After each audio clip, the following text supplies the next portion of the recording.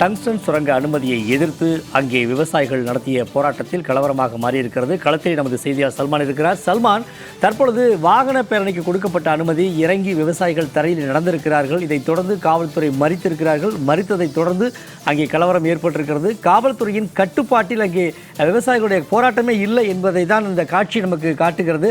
தற்போதைய நிலவரம் என்ன, அதை பற்றி விரிவாக சொல்லுங்க.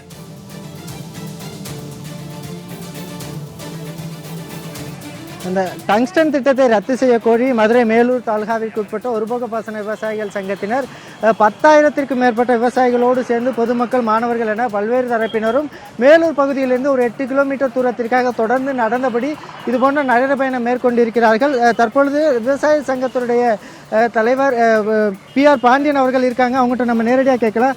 ஐயா, இப்போ இந்த டங்ஸ்டன் திட்டம் செயல்படுத்தப்படுறதுனால எவ்வளோ பெரிய பாதிப்பு ஏற்படும், இது எதனால் இதை தடுக்க முடியாத ஒரு சூழல் இருக்குது? அரிட்டாப்பட்டி உள்ளிட்ட 48 கிராமங்கள் டங்ஸ்டன் என்கிற கனிம வளம் எடுப்பதற்கு மத்திய அரசு அதற்கான டெண்டரை விட்டிருக்கிறது.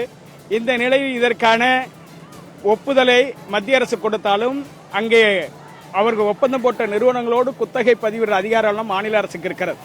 ஆனால் மாநில அரசு 2 கிராமங்களை மட்டுமே பாதுகாக்கப்பட்ட பல்லுயிர் பெருக்கம் மற்றும் தொல்லியல் பாதுகாப்பு வேளாண் மண்டலமாக அறிவித்ததால் அந்த 2 கிராமங்களை விடுத்து மற்ற கிராமங்களையும் மத்திய அரசாங்கம் ஆய்வுக்கு எடுத்திருக்கிறது. இது வன்மையாக கண்டிக்கத்தக்கது. எனவே மத்திய அரசையும் மாநில அரசையும் கண்டித்து 2 லட்சத்துக்கும் மேற்பட்டவர்கள் திரண்டு மதுரை நோக்கி போய் கொண்டிருக்கிறார்கள். நான் தமிழ்நாடு சட்டமன்றம் நடந்து கொண்டிருக்கிற இந்த நேரத்தில் தமிழ்நாடு முதலமைச்சர் 110 விதியின் கீழ் உடனடியாக அரிட்டாப்பட்டி உள்ளிட்ட 48 கிராமங்களையும் பல்லுயிர் பெருக்கம், தொல்லியல் பாதுகாப்பு மற்றும் வேளாண் பாதுகாக்கப்பட்ட மண்டலமாக அறிவிப்பு செய்து அதுக்கான அரசாணைகளை சம்பந்தப்பட்ட துறைகளின் மூலம் வழங்கப்பட்டால் உடனடியாக இந்த போராட்டம் முடிவுக்கு வந்துவிடும். மத்திய அரசு எந்த திட்டத்தை டெண்டர் விட வேண்டுமானாலும் மாநில அரசின் கட்டுப்பாட்டில் இருக்க நில நிர்வாகம் பாதுகாக்கப்பட்ட பகுதியாக அறிவித்துவிட்டால் அதனை மத்திய அரசு கைவிட்டுவிடும். எனவே மாநில அரசு அறிவிக்கிற இந்த நிலையிலே தான் இந்த போராட்டம் தீவிரமடைந்திருக்கிறது.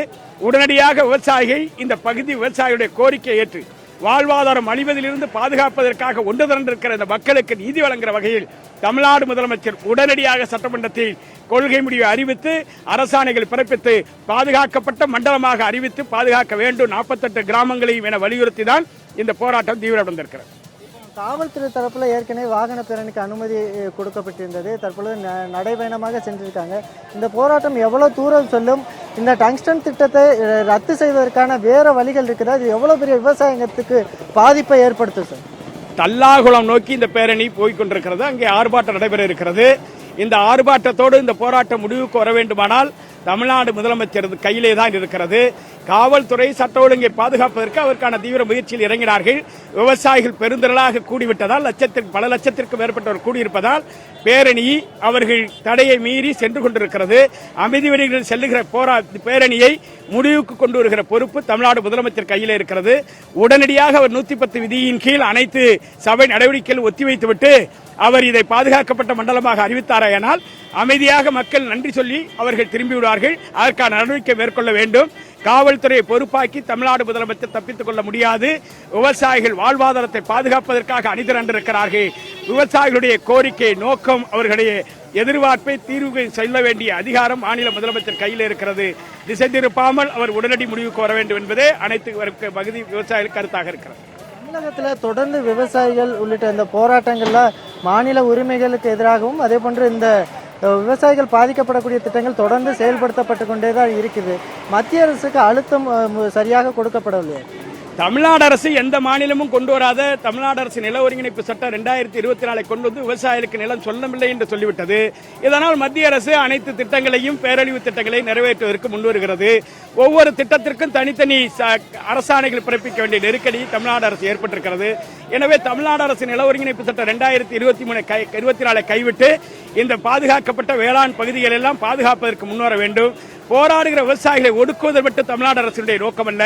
விவசாயிகள் வாக்களித்துத்தான் முதலமைச்சராக இருக்கிறார். விவசாயிகளுடைய நலனை பாதுகாப்பதற்கு அவருடைய ஆட்சியினுடைய திட்டங்கள் அமையுமேயானால் போராட்டம் தீவிரம் குறையும். நிச்சயமாக இந்த டங்ஸ்டன் திட்டத்தை பொறுத்த மட்டிலும் மேலூர் பகுதி விவசாயிகளை மிகப்பெரிய ஒரு அளவிற்காக பாதிக்கக்கூடும். எனவே இந்த மேலூர் பகுதியை பாதுகாக்கப்பட்ட வேளாண் மண்டலமாக அறிவிக்க வேண்டும் என்ற ஒரு கோரிக்கையும் தற்போது எழுந்திருக்கிறது.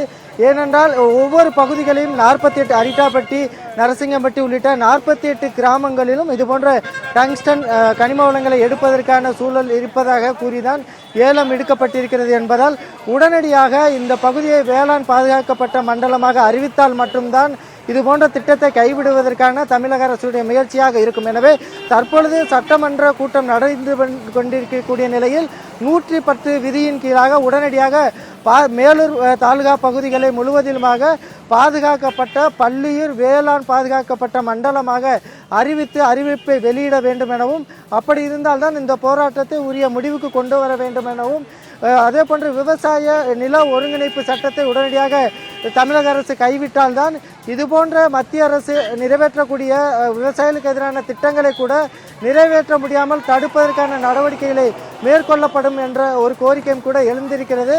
தற்பொழுது தெற்கு தெரு பகுதி தொடங்கி ஒத்தக்கடை வரைக்குமாக பல்லாயிரக்கணக்கான விவசாயிகள், பொதுமக்கள், பெண்கள், மாணவ மாணவிகள் நடந்தபடி பேரணியாகவும் வாகனங்களிலும் பேரணியாக செல்லக்கூடிய காட்சிகளை பார்க்க முடிகிறது.